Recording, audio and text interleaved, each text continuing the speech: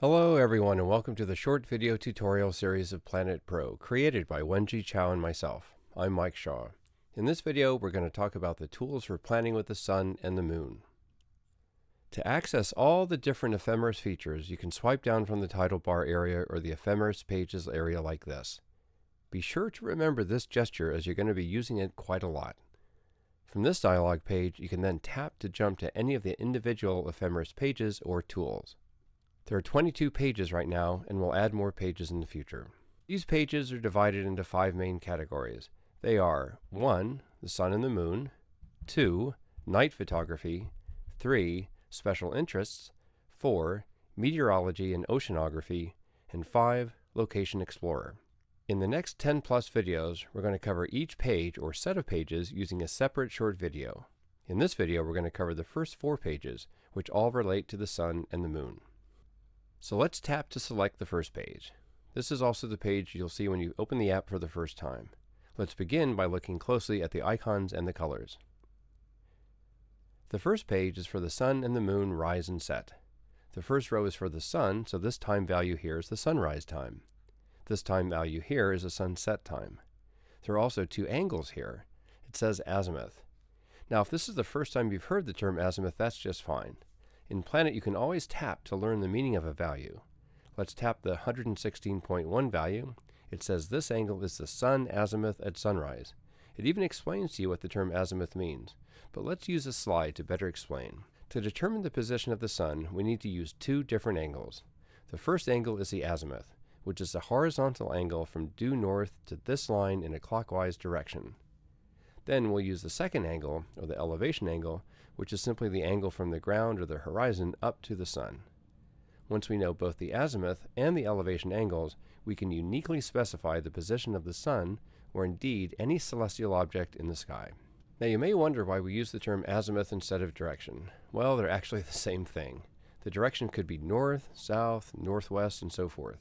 Azimuth just uses degrees, which simply provide a more precise way to specify a direction. North is 0, or 360 degrees. East is 90 degrees.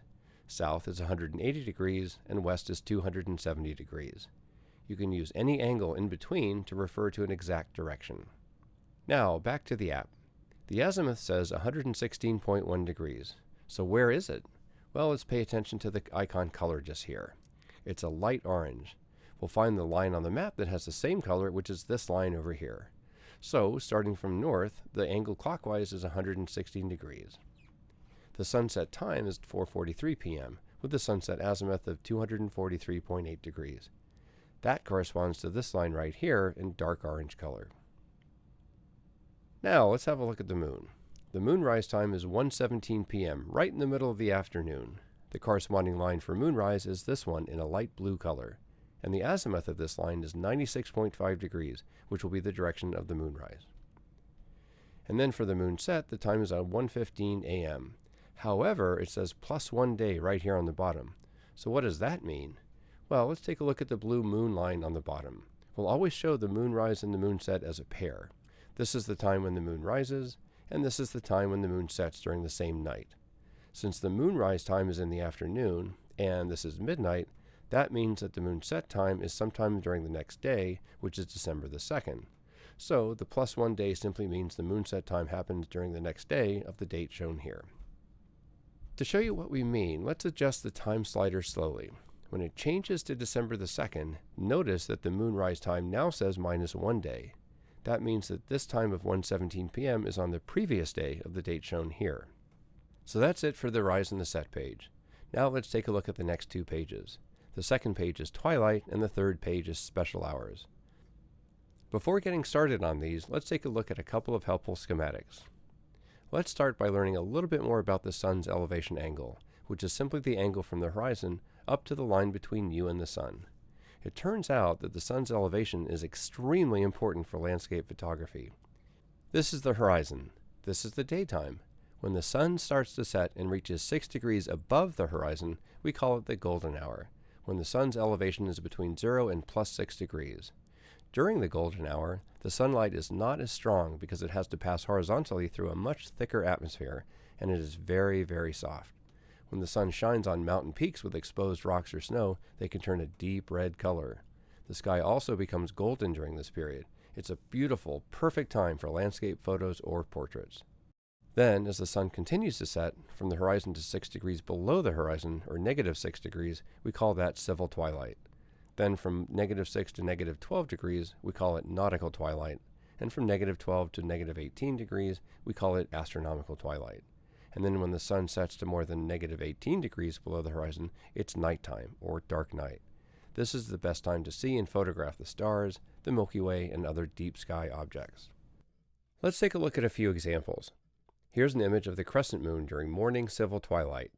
No stars are visible, but the sky is filled with the beautiful colors of the coming sunrise. Here's an image during nautical twilight. You can see just a few of the brighter stars beginning to appear. This image was taken during astronomical twilight. You can begin to see the Milky Way even though there's still enough light in the sky to show the foreground.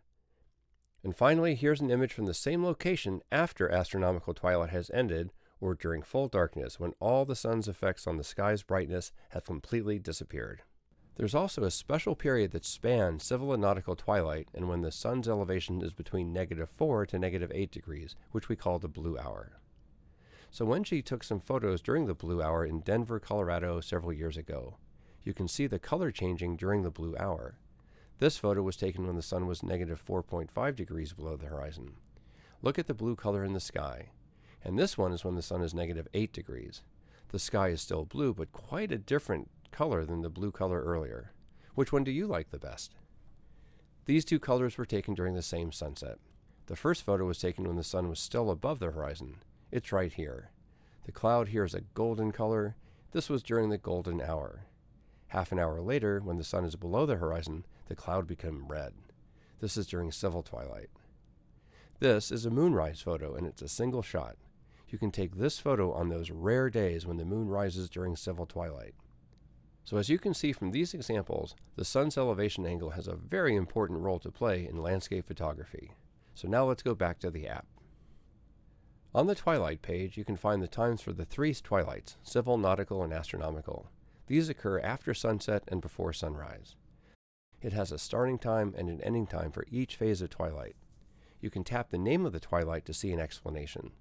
You can also tap the time period to see an explanation as well. It mentions that you could press and hold to set the time. This function works for all the time values in the app.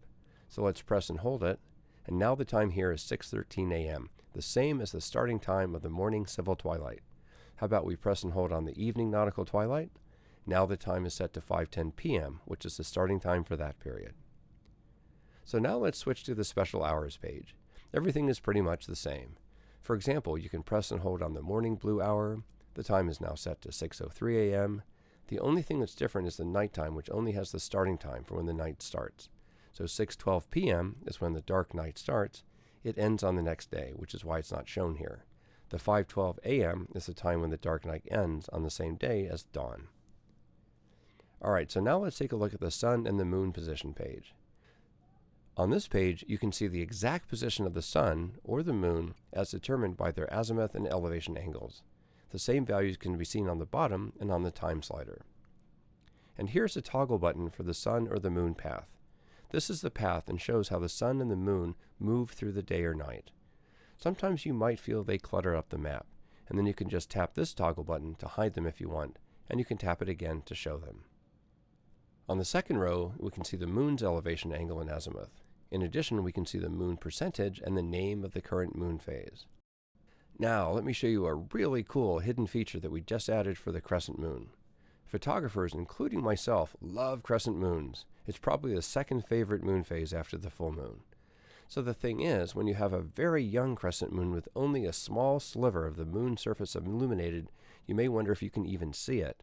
Well, let's find out with an example. We'll change the date to show a crescent moon. Say November the 25th. It shows a 3.6% illuminated crescent moon. So can we see it at night? Here's how you can find out. Here's the sunset time. Drag the slider slightly to a time after sunset. Once the time passes sunset, a note appears here. It says visible, A, 5:28 p.m. So that looks like it means that at 5:28 p.m. the moon's going to be visible. But what does the A mean? Again, remember you can always tap something for an explanation. So let's tap it and boom, look at this. It turns out that someone named Yallop studied the visibility of the crescent moon and developed an algorithm to produce a criterion to predict its visibility. And that criterion is called the Yallop criterion. Feel free to Google it to find out more. In short, Yallop divided the crescent moon's visibility into 6 categories, A through F, where A is visible with the unaided eye and F is not visible at all. In our example, the Yallop criterion value is 1.608, which means it's visible. So now let's change to the previous date, November the 24th. Again, I'll adjust the time slider to after sunset. It now says aided visible, C, 5:02 p.m. Tap it. C means you'll need some aid to see it. For example, a telephoto lens or a telescope will be helpful for us to see the moon. How about November the 23rd? Let's find out. Looks like the moonset is before sunset, so it's impossible to see the moon. How about a crescent moon rise, which is before sunrise? The Yallop criteria is not visible, F, 6:25 a.m. It means you can't see the moon, even with the telescope. The percentage is only 0.2% after all. Well, alright, that's it for this video. Thanks for watching and enjoy learning and using Planet.